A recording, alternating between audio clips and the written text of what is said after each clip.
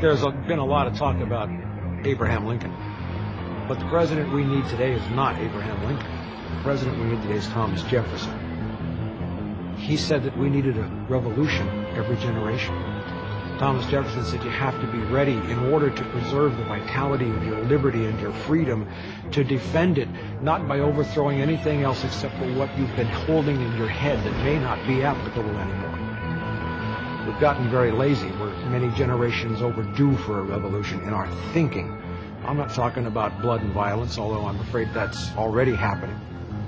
I'm talking about a revolution that's probably the hardest kind, the kind that takes place inside the human soul and the human mind.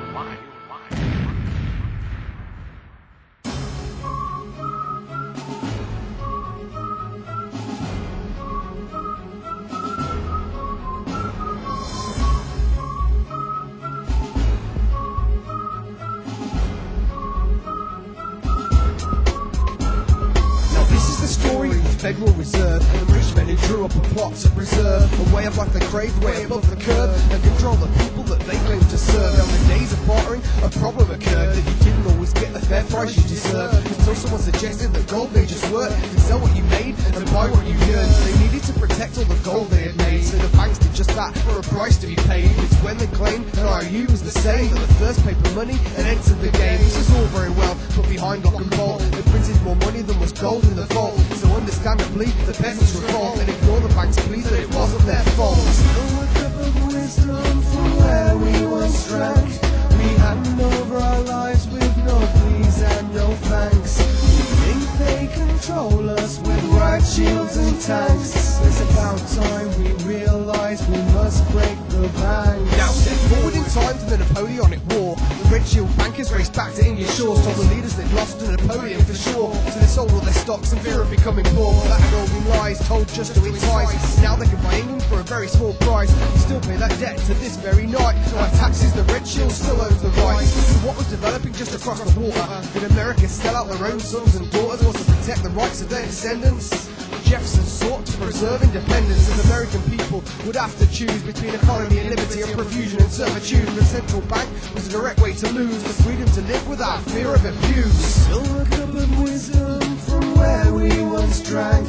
We hand over our lives with no pleas and no thanks. We think they control us with riot shields and tanks. It's about time we realise we must break the banks. So the Red Shield pursued time and time again to control the Americans for financial gain. But great men continued with breaking their chains, and to protect our freedom, a dragon was slain. In 1836, old Hickory had heard that the Shield once again craved control of the herd. He survived assassination, the bank was deterred, and I killed the bank were his very last words. Now nearly 8 years passed with the bank retreating, but in 1910 they held a secret meeting, and yet once again an idea had been seeded. A centralised bank was just what we needed. Now next came something quite unexpected. Woodrow Wilson had just been elected. The American people were no longer protected. In 1913, the Federal Reserve Bank was suspended. A cup of wisdom from where we once drank.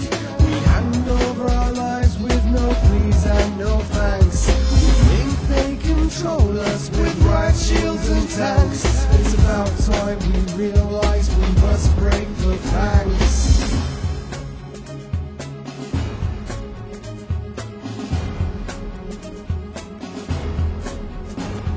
The rise to print money was solely sworn theirs, and the Constitution started showing some tears. Inflation keeps most of us financially scared. Working harder for less money hardly seems fair. In 1963, JFK saw the ill signed in order to let the government print the bills. Now his boots were some very big ones to fill, but 6 months later in Dallas he was killed. Now the American dream is no more than just that. It will never come true, and I state this as fact. What we must decide now is how we react, as our civil liberty is under attack. We can't see the truth if we dig somewhat deeper. People wake up, but some people are sleepers, and Ben Franklin's words still linger in the ether. He who sacrifices freedom for security deserves neither.